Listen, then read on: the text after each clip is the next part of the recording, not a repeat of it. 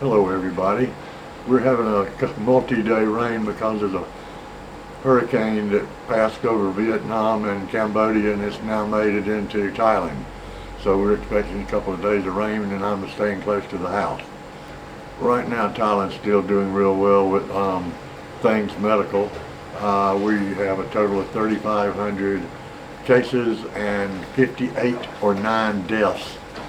And that's pretty amazing when you consider there's 70 million people living in Thailand, and Thailand is the only country that I'm aware of that had 30 or 40,000 Chinese in the country on the 20th of January. So, considering the potential for infection there, we have to give them credit where credit's due, and they did a good job. So there's some big protests going on down in Bangkok.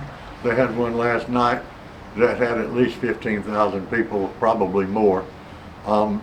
It's mostly students, and they're not happy with the military government, and they're not exactly happy with the monarchy either at the moment. So in 2014 there were protests that were suppressed, and they even were snipers on the roofs of some buildings downtown in Bangkok. But at this point, the Prime Minister seems to be trying to take he didn't want the protest to happen, but there wasn't any skirmishes or violence that I'm aware of yet. I talked to Nulek, as many of you know, my Thai girlfriend, and she says that it didn't start raining until about 2 a.m. down in Bangkok. So I guess the protesters didn't get too wet, if they got wet at all. I'm a little nervous about that going on, but I'm 600 kilometers from Bangkok, so it's less likely to spill over up here than it is the surrounding areas to Bangkok. The officials are still trying to nail down exact stuff about reopening. Except for the people in the tourism industry, I think most people don't care if it opens back up anytime soon. Looking like October is going to be one of the early times. 20% of Thailand's income comes from tourism, so they've got to get interested in tourists again eventually.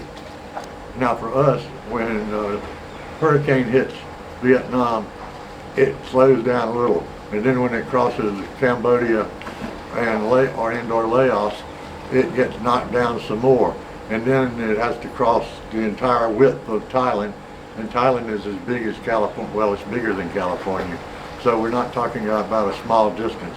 And usually the weather gets busted up by the time it gets to Chiang Mai, so that we get a little bit of rain, a tiny bit of wind, and usually that's about it.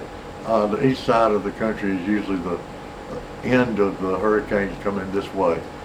And for some reason, the other side of us, where Myanmar is, and the Andaman the Sea and the Bay of Bengal, well, for some reason when they form over there, they head for India or Bangladesh or points west, but they rarely enter Thailand from the west side. So I guess that cuts the number we could potentially have in half, because Thailand is surrounded on both sides by ocean.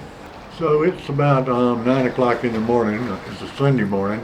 You don't really hear any traffic, and right now nobody's air conditioner is kicked in, so you can probably hear me.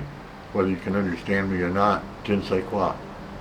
Why don't we just go around and see some of the sights on a dry day? I'm not going to get out and ride in the rain to film, although my camera is waterproof.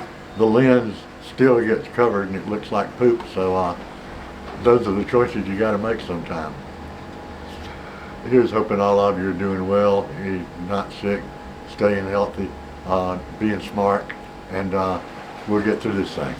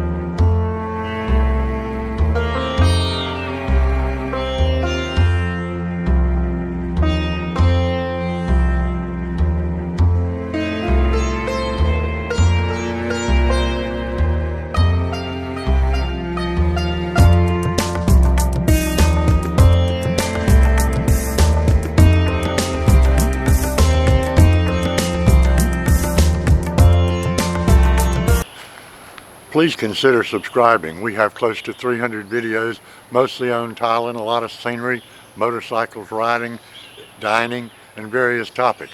So join us again for topics from the tropics.